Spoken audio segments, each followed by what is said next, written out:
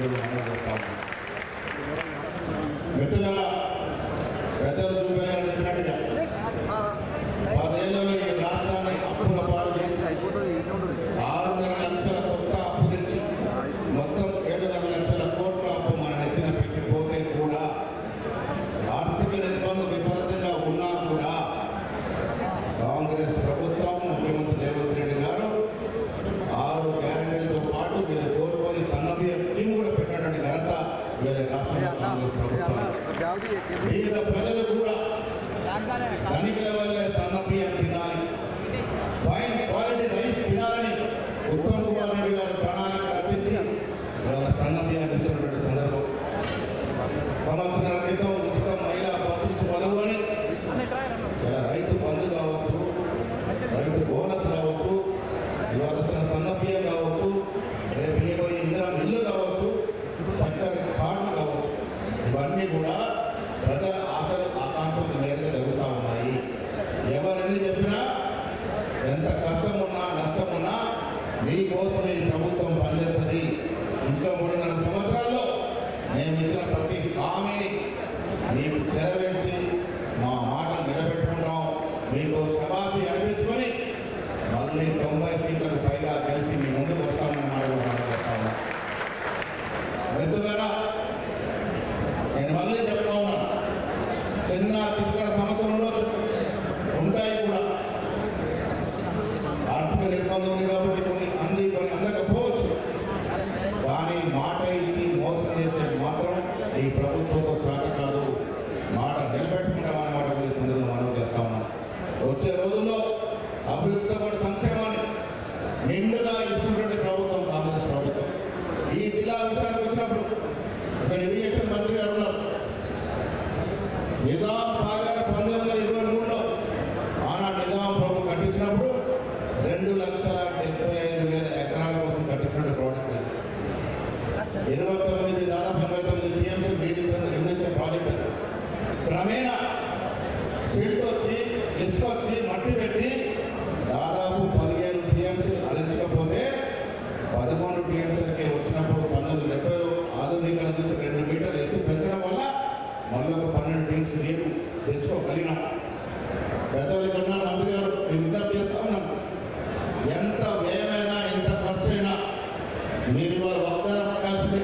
నిజాం సాగర్ ప్రాజెక్టుని డీసెడిమెంటేషన్ చేయండి, తద్వారా 1 లక్ష ఎకరాలు నీరు అందించిన అవకాశం వస్తుంది.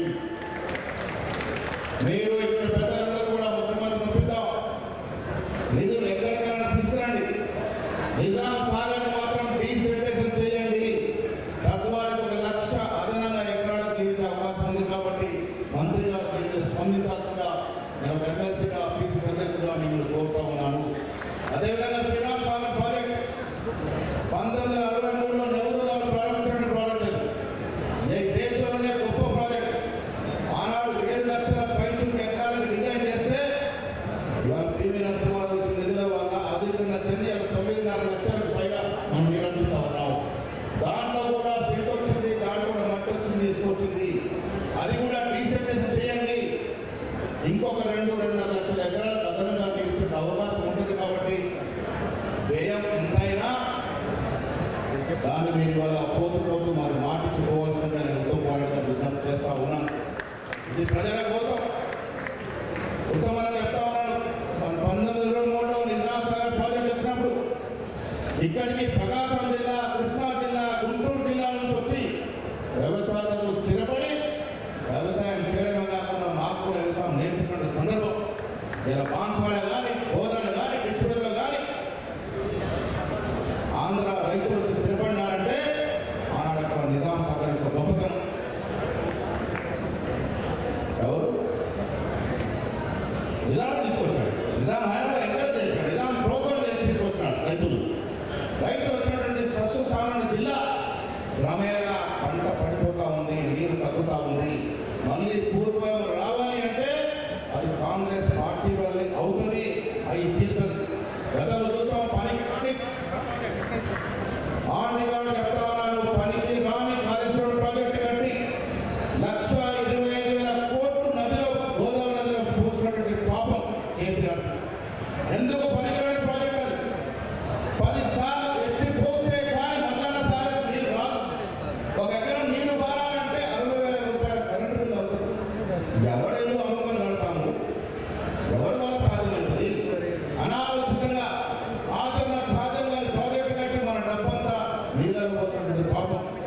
అందుకే ప్రజలు రైతులు కాంగ్రెస్ మీద నమ్మకంతో మన అధికారం తీసుకొచ్చారు.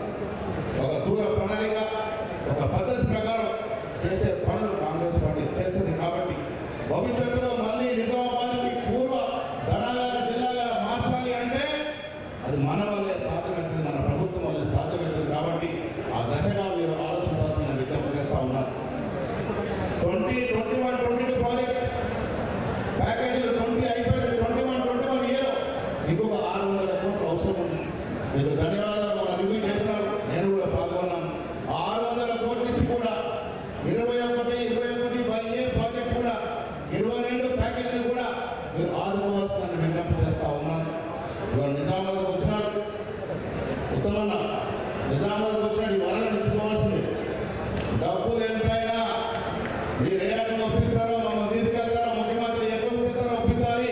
కానీ ఇది మాత్రం మాకు కావాలి అనేటువంటి మాట మీకు విజ్ఞప్తి చేస్తా ఉన్నాను. నిజామాబాద్ రాజకీయంగా చాలా చైతన్యవంతమైన జిల్లా. అరుగులు రాజారాం లాంటి పెద్ద నాయకులు ఏలిన జిల్లా. ఇక్కడ వాతావరణం రాజకీయం సామరస్యంగా ఉంటుంది.